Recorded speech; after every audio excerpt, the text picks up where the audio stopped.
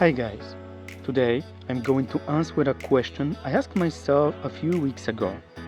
Is it even possible to shoot a wildlife photography with a kit lens? Does it make sense? And what kind of effect I can expect? I'm going to use a Sony 55-210 E mount lens. It's 4.5 to 6.3 aperture, and it also has an optical steady shot, which is surprisingly very helpful and works quite well. I will use this lens on APS-C Sony Alpha A5100 camera. Because it's a crop sensor camera, here we got a 85-315 full frame equivalent, so it doesn't sound so bad. In this video we are going to find out if it is enough, what quality of image I can get, and is it even usable. We have also 6 frames per second and flip out screen. I didn't edit anything, so every shot you will see in this photo is straight out of the camera. We will also get much closer to see more details.